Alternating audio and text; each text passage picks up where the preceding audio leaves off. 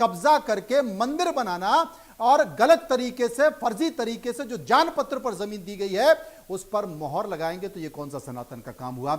इसे लेकर दामोदर जी आपने प्रेस कॉन्फ्रेंस भी की है, क्या करने वाले हैं आगे इस पर?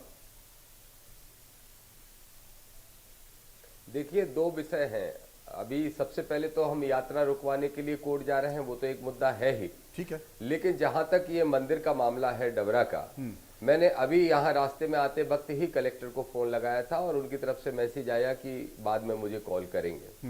मैं कलेक्टर से और चीफ सेक्रेटरी से लेके सभी अधिकारियों से कल इस संबंध में बात करने वाला हूँ और स्पष्ट तौर पर अपने संगठन की तरफ से उनको आग्रह पत्र देते हुए, मांग पत्र देते हुए, साथ में ये चेतावनी पत्र भी देने वाला हूँ कि अगर इसमें संबंधित व्यक्ति जो है शिकायत करता और वो स्वयं ही उस डबरा शुगर मिल के चेयरमैन थे और उन्होंने अगर कंप्लेंट की है तो फिर उसकी तत्काल प्रभाव से तो उद्घाटन पे रोक लगना चाहिए।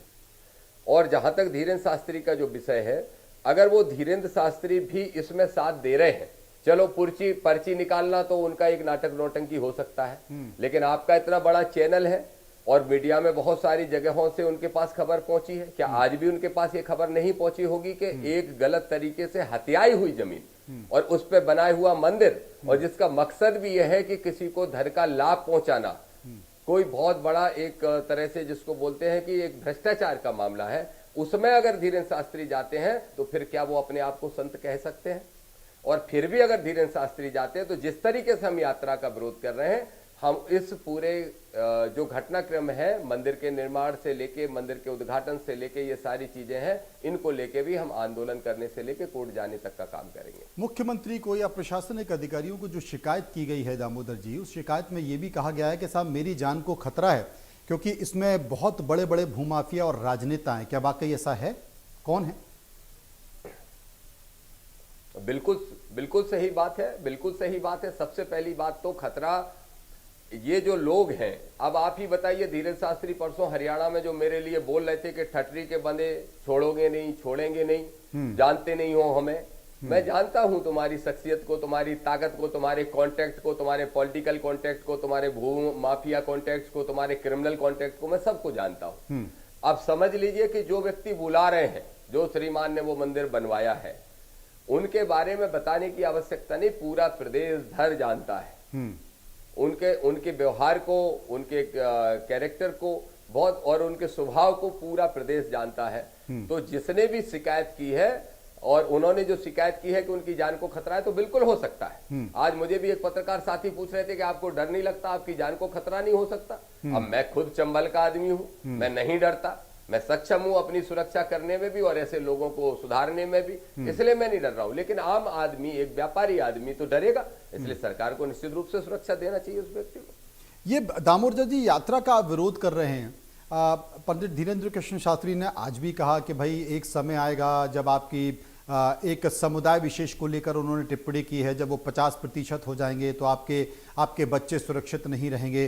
सबसे बड़ी चीज़ है क्योंकि इसी तरह के बयान अगर कोई विपक्ष के पार्टी का नेता दे देता है तो उसके खिलाफ एफआईआर भी दर्ज हो जाती है। अभी हमने देखा कर्नाटक में ही एक संघ के नेता ने इस तरह का बयान दिया तो वहाँ पर एफआईआर दर्ज हो गई क्योंकि वहाँ पर कर्नाटक में कांग्रेस की सरकार है, बीजेपी विपक्ष में है। उत्तर प्रदेश में कोई अगर ऐसा व्यक्ति बयान दे देता तो वहाँ पर एफआईआर दर्ज हो जाती है। सबसे बड़ी बात है कि संतों को या साधुओं को या कथावाचकों को पूरा समाज आत्मसात करता है और संतों की जो वाणी है वो वाणी ऐसी होनी चाहिए कि कोई किसी को आघात ना हो, किसी को बुरा ना लगे। कहा जाता है ना कि मतलब वाणी तो तीर से भी ज्यादा खतरनाक होती है और अगर किसी को आहत हो, बुरा लगे तो यह सबसे बड़ा पाप होता है।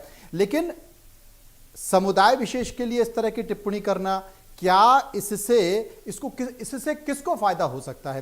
धीरेन्द्र कृष्ण शास्त्री कहते हैं, अभी कहीं पर वो अपना बयान दे रहे थे, बोले ना मुझे पैसा चाहिए, ना मुझे रुपया चाहिए, मुझे अपना गरीबों का इलाज करना है, मेरे यहाँ लोग खाने के आते हैं, मुझे उनको खाने की व्यवस्था करना है। अगर कोई ये जिम्मेदारी कर ले तो मैं अपनी किसी भी कथा में 1 रुपया नहीं लूंगा।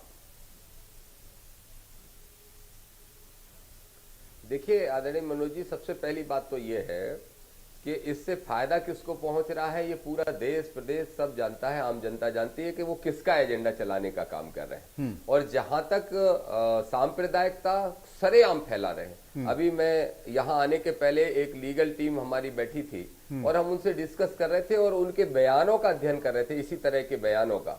तो अभी तक 100 के आसपास उनके ऐसे बयान हैं जिन बयानों के आधार पर उनके ऊपर तत्काल प्रभाव से FIR होना चाहिए। और मैं तो कुछ तो मेरे साथी वकीलों का यह भी कहना है कि उनकी गंभीरताओं को देखते तो उनको राष्ट्रीय सुरक्षा कानून जैसी धाराओं से भी गुजरना पड़ेगा, लेकिन फिर भी अगर कार्रवाई नहीं हो रही है तो आप बेहतर समझ सकते हैं और पूरा देश प्रदेश जानता है कि सत्ता का संरक्षण उनको है, इसलिए उनके खिलाफ कोई कार्रवाई नहीं हो रही है।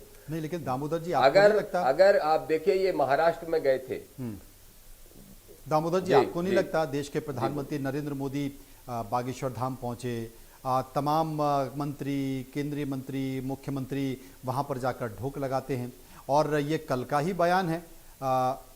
बागेश्वर जी के जो गुरु हैं रामभद्राचार्य, उन्होंने तो बड़ी मंच से, बड़ी सभा से ये कह दिया है कि छत्तीसगढ़ का मुख्यमंत्री मैंने बनवाया है, मैंने ही विष्णुदेव साय का नाम दिया कि इसे मुख्यमंत्री बना, और मुख्यमंत्री बन गया।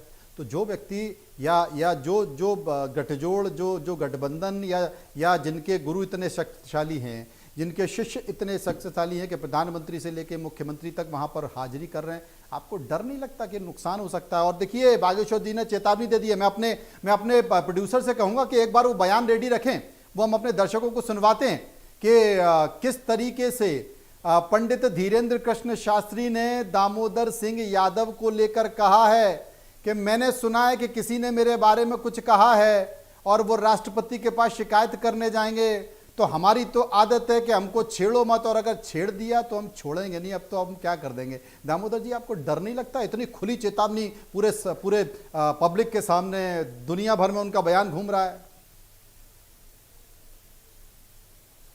आदरणीय मनोज जी, ऐसा है कि अगर मैं डरता तो फिर इन गलत चीजों के खिलाफ लड़ता नहीं।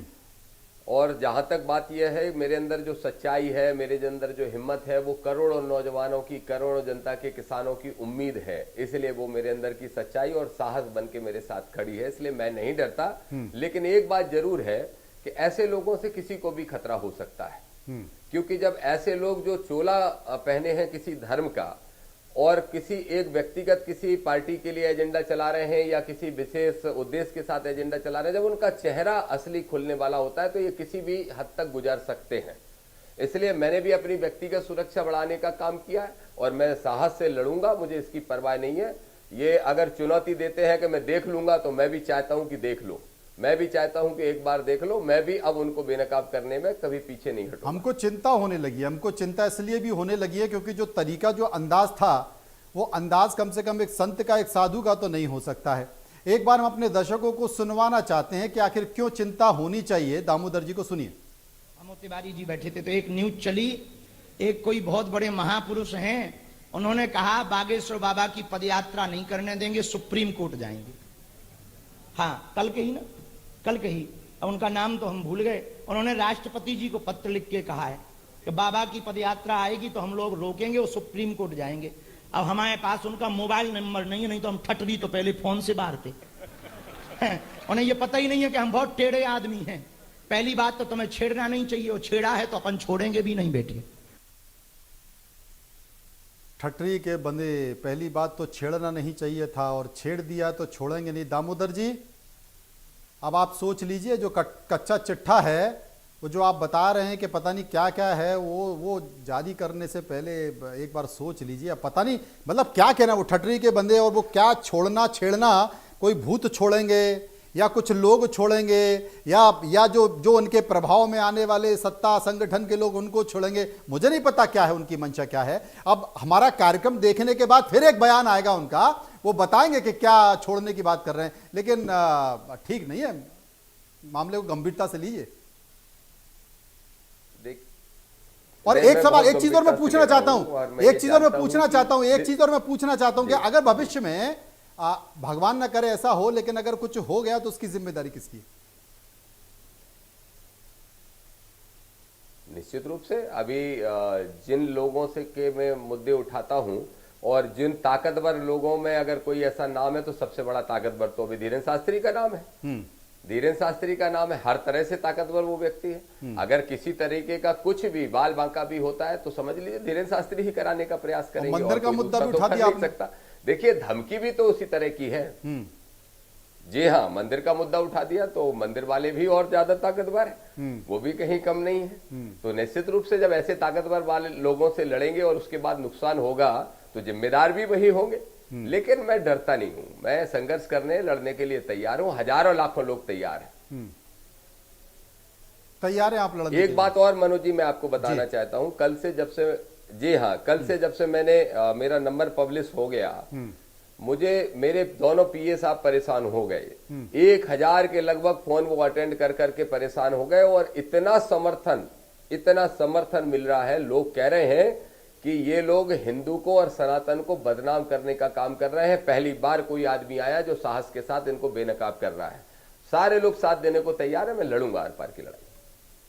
क्या कोई संत समाज के लोग भी आपके साथ आ रहे हैं? आज सुबह ही 2-3 कथावाचकों ने मुझसे संपर्क करने की कोशिश की। कुछ 1-2 लोग बुंदेलखंड के भी थे, एक आध उत्तर प्रदेश के भी थे, 1-2 बुंदेलखंड से संबंधित हैं। और उन्होंने मुझसे कहा कि बहुत सारा संत समाज है जो आपसे एकांत में मिलना चाहता है। अच्छा, वो लोग हैं जो ईमानदारी से कथा करते हैं और इस तरह की अर्चियां पर्चियां नहीं निकालते, अर्चियां पर्चियां निकाल के किसी को बेवकूफ बनाने का काम नहीं करते हैं। तो मैं अभी जाऊंगा, ग्वालियर भी जा रहा हूं, बुंदेलखंड भी जाऊंगा, दतिया भी जाऊंगा, तो उन सारे संतों से मिलने का प्रयास करूंगा। आपका बहुत बहुत शुक्रिया हम करेंगे दामोदर जी, लेकिन शुक्रिया करने के साथ साथ हम ये भी कहेंगे कि बड़े ताकतवर लोगों से लड़ रहे हैं, थोड़ा अपना ख्याल भी रखिएगा, अंधेरे में कम निकलिएगा। अब हो सकता है कि उजाले में भी कुछ हो जाए, अचानक से कोई भूत आके आपसे पूछे कि hello I am from Bageshwar, तो आप देखिए कि क्या होगा क्या नहीं होगा। लेकिन बहुत बहुत शुक्रिया, आपने हमसे चर्चा की और देखना होगा कि इस कार्यक्रम को देखने के बाद बागेश्वर पंडित धीरेन्द्र कृष्ण शास्त्री जी का क्या बयान निकल कर आता है, वो क्या कहते हैं। उन्होंने जो बात कही कि अब हम छेड़ा है तो छोड़ेंगे नहीं, तो इसका तात्पर्य उनका क्या था, इसे भी जानने की कोशिश करेंगे, समझने की कोशिश करेंगे। लेकिन क्या अब पंडित धीरेन्द्र कृष्ण शास्त्री यात्रा को निकालेंगे? क्योंकि यात्रा उनके हट के साथ साथ सनातन का जो उनका आंदोलन है उससे जुड़ी हुई है। लेकिन क्या संविधान इसमें आड़े आएगा? क्या संविधान को वो गंभीरता से ले लेंगे? कानून अपना